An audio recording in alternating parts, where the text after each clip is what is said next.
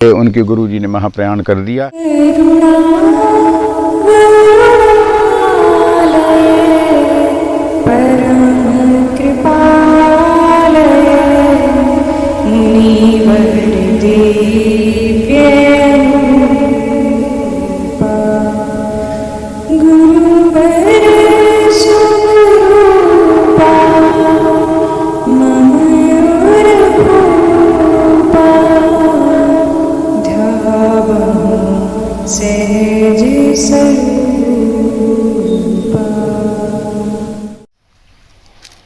मित्रों, मैं केंद्रीय विद्यालय जंजान असम में था।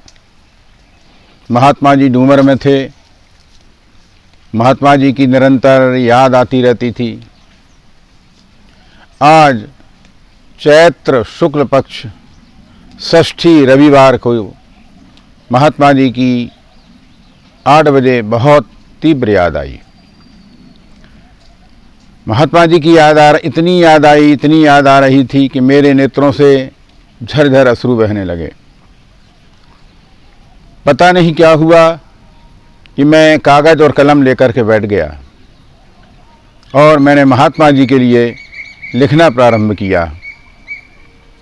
महात्मा जी का एक जीवन चरित्र मैं चौपाई और दोहे में मैंने लिखता जा रहा हूँ। मैंने प्रारंभ किया, जय जागेश्वर रूप अनूपा, करहु कृपा प्रभु सच्चित रूपा। महात्मा जी डूमर में थे। आज महात्मा जी का प्रयाण दिवस है, निर्वाण दिवस है। महात्मा जी ने अंतिम जो फोटो है, जो चित्र है, उनका एक ही है, दूसरे कोई भी चित्र नहीं है।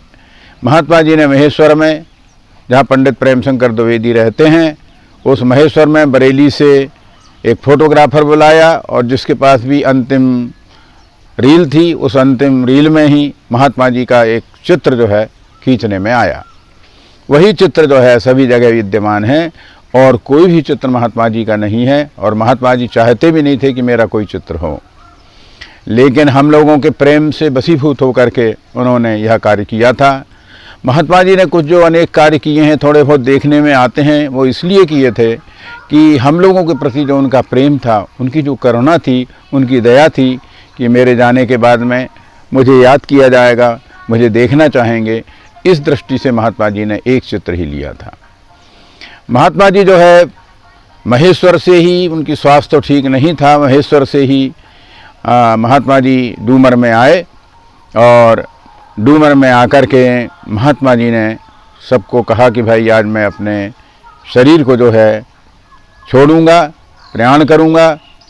वहाँ पर कुछ लोग उपस्थित थे, कुछ लोग भक्त आ गए थे।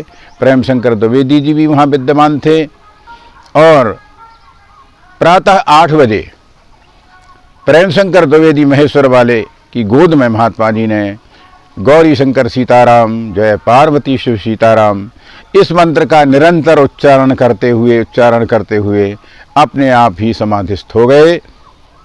और इस प्रकार से महात्मा जी की जीवन लीला, उनका जीवन चरित्र एक अलौकिक मेरे द्वारा यहाँ पर लिखा जा रहा है। आसाम में झरझर आंसू बहते रहे हैं, बार बार लिखा है उसको। अनेक महात्मा जी की याद हैं, उन शब्दों में भी अलौकिकता है, ये तो बाद में ही हम आपको बताएंगे। इस प्रकार से मेरे नेत्रों में झरझर अश्रु बहते गए। मुझे समझ ही नहीं आ रहा था, सूझबूझ नहीं पड़ रहा था कि आखिर मेरे इतना प्रेम, इतना याद क्यों आ रही है, इतने आंसू क्यों बह रहे हैं और मुझसे कौन जो है लिखने का काम कर रहा है। इस प्रकार से मैंने महात्मा जी का जीवन चरित्र चौपाई और दोहों के माध्यम से लिखा। महात्मा जी की याद निरंतर आती रही, नेत्रों से अश्रु बरसते रहे और पता नहीं क्यों एक अजीब सी अनुभूति, एक महात्मा जी की ऐसी याद जो आज तक कहीं न कहीं हृदय में, मन में, अंतर में बनी हुई है, जो कभी जाती नहीं। उस दिन ऐसा मन कर रहा था कि मैं जैसे प्राण को छोड़ दूं, प्राण निकल जाए मेरे, इतनी याद महात्मा जी की आ रही थी।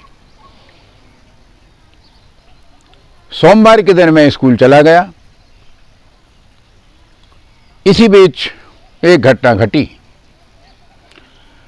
जो पीएन पुरी साहब थे, ब्रिगेडियर थे, दिल्ली चले गए थे, दिल्ली में ब्रिगेडियर थे, उनको महात्मा जी ने दर्शन दिया था वहाँ पे। महात्मा जी ने जब उनको दर्शन दिया तो पुरी साहब ने मन में विचार किया कि मैं, ये कौन से महात्मा हैं जो मुझे दर्शन दे रहे हैं, मैं इनको पता लगा के आता हूँ। क्योंकि मैंने महात्मा जी के बारे में वर्णन किया था, बताया था कि ऐसे ऐसे महात्मा हैं। तो महात्मा जी ने जब उनको दर्शन दिए तो पुरी साहब वहाँ से आकर के पचमढ़ी, जो आर्मी है वहाँ भी पचमढ़ी आए, पचमढ़ी से फिर बरेली आए, बरेली से भारकच आए, और इस तरह से भारकच से जा कर के डूमर में जा कर के पहुँचे। डूमर में जा कर के उस दिन महात्मा जी ने अपने शरीर को छोड़ दिया था, केवल उनकी जो शरीर, भौतिक शरीर था वो रखा हुआ था। इसी बीच में आचार्य भवानी शंकर द्विवेदी भी वहाँ पर पहुँच गए थे। महात्मा जी ने उनको किस प्रकार से शरीर का कृत्य करना है, किस प्रकार से रखना है, वो सभी बातें बता दी थी। और अन्यान्य भक्त भी जो है वहाँ पर पहुँच गए। केवल मैं ही उनसे दूर था, बहुत दूर था। उन लोग पुरी साहब जा कर के पहुँचे तो पुरी साहब ने जब महात्मा जी के उस शरीर को देखा तब उन्होंने कहा, इन्हीं महात्मा ने मुझे दिल्ली में दर्शन दिए हैं। ये महात्मा जी ने अंतिम जो है ये बात प्रकट कर दी कि महात्मा जी कितने सर्वज्ञ थे, कहीं भी जा सकते थे, कहीं भी प्रकट हो सकते थे, संपूर्ण ज्ञान था। तो पुरी साहब उस महात्मा को देख करके बड़े आश्चर्य से अभिभूत हो गए, नेत्रों में अश्रु भर आए, ऐसा लोगों ने बताया। और महात्मा जी के दर्शन करके उनको नमस्कार किया और वो प्रस्थान कर रहे दिल्ली की तरफ चले गए। उन्हीं पुरी साहब ने आकर के दिल्ली से मुझे जो है आर्मी हेडक्वार्टर को फ़ोन किया कि आप जाकर के त्रिपाठी जी को बताइए कि ये उनके गुरुजी ने महाप्रयाण कर दिया है, निर्माण कर लिया है। तो उसी दिन शायद मंगलवार होगा या एक आध दिन बाद मुझे जाकर के एक जो है कोई सैनिक आया, सैनिक ने आकर के मुझे बताया कि आपके गुरुजी जो है महाप्रयाण कर गए हैं, चले गए हैं। जो ही मैंने सुना तो मेरे तो एकदम होशो हवास हो गए, बहुत ज़ोर ज़ोर से नेत्रों में अश्रु भर आए, रोने लग गया ज़ोर ज़ोर से, और महात्मा जी की बहुत तीव्र याद आने लगी। मैंने तुरंत अवकाश लिया, छुट्टी ली, और छुट्टी लेकर के, क्योंकि वहाँ से उस समय पे चौथे दिन जा कर के हम जो है पहुँचते थे। छोटी लाइन थी उस समय पे, आज तो बड़ी लाइन बन गई है डिब्रूगढ़ तक, उस समय छोटी लाइन थी। गुवाहाटी से फिर जा कर के, गुवाहाटी से भी छोटी लाइन थी, और उसके बाद से फिर जो है बड़ी लाइन शुरू होती थी। तो ऐसे चौथे दिन जा कर के हम वहाँ पर पहुँचते थे। मैं वहाँ से चला, चौथे दिन महात्मा जी के यहाँ जा कर के डूमर पहुँचा। डूमर में सभी लोग थे, मथुरा प्रसाद भार्गव थे, उपाध्याय जी थे, और महात्मा जी ने जिस बालक को, जो प्रविया के बालक थे, बिचले भैया, वो भी छोटे थे उस समय, वहाँ पर थे। महात्मा जी को एक गुरुजी ने, जैसा महात्मा जी ने बताया था उसके अनुसार, आचार्य भवानी शंकर द्विवेदी जो हमारे गुरुजी गुरु रहे हैं बगलवाड़े में, जिन्होंने संस्कृत का अध्ययन कराया है, वो वहाँ पर विद्यमान थे, और वहाँ पर पूरा महात्मा जी को समाधि दे दी गई थी। मैंने केवल जो मिट्टी से बनी हुई टेम्परेरी जो समाधि थी उसका दर्शन किया, और महात्मा जी की याद में निरंतर खोता रहा। बार बार महात्मा जी की याद आती रही, और लगता था कि मैं अपने प्राणों को छोड़ दूं, लेकिन इतना सब संभव नहीं था। और महात्मा जी भी खुद नहीं चाहते थे कि मेरे कारण किसी का कोई नुकसान हो, हानि हो। कहीं उन्होंने धैर्य बंधाया होगा, कहीं उन्होंने प्रेरणा दी होगी, कहीं उन्होंने आश्वासन दिया होगा, और संसार का मोह व्यक्ति को रहता ही है। इस प्रकार से महात्मा जी की समाधि के दर्शन किए, फिर हम वहीं पर उनके संपूर्ण कार्य होने तक वहीं पर रुके रहे। बगलवाड़ा में एक शंभू प्रसाद जी भार्गव थे, वो भी विद्वान थे, शास्त्री थे, हमारे साथ हमारे सीनियर थे, बगलवाड़ा में पढ़े थे। वो इस प्रकार के जो कृत्य है, मरणोपरांत जो कृत्य किए जाते हैं, उसमें बड़े ही निष्णात थे। उन्होंने ही महात्मा जी का संपूर्ण कृत्य कराया। हम लोग जो है उस कृत्य में शामिल हुए, और महात्मा जी की निरंतर याद जो है करते रहे। कभी रोते थे, कभी बातें करते थे। उपाध्याय जी भी बैठे रहते थे, प्रेमशंकर जी भी बैठे रहते थे। ये मेरे परम मित्र थे, आत्मीय थे, उनसे हमेशा बात होती रहती थी। मैंने जो 40 उस दिन लिखा था, सब बात बताई उपाध्याय जी को। तब उपाध्याय जी ने संशोधन करने के बाद में उस जागेश्वरानंद 40 करके एक पुस्तक जो है निकाली है। बहुत लोग उसका पाठ करते हैं।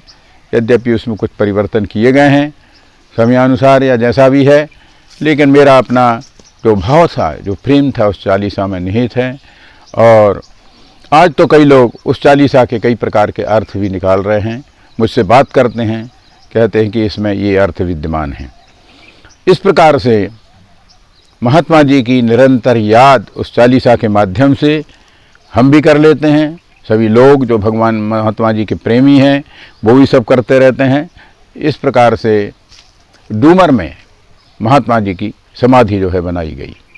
आज तो वहाँ पर एक विशाल मंदिर का निर्माण श्री अच्युतानंद जी के माध्यम से और जन सहयोग के माध्यम से बहुत सुंदर मंदिर का निर्माण हुआ है। और वहीं पर महात्मा जी की बहुत ही सुंदर जो है समाधि बनी हुई है। और निरंतर भगवान कल्पेश्वर गौरी शंकर भगवान गणेश जी की निरंतर पूजन हो रही है और बहुत सुंदर ढंग से कार्यक्रम चल रहा है। समय से महात्मा जी ने मुझसे बोला था कि भगवान कभी कभी आते रहना, तो बहुत मुश्किल से जाना होता है, कभी कभी ही जाना होता है। जैसा उन्होंने बोला था कि भगवान कभी कभी आते रहना, तो वो कभी कभी ही जाना होता है।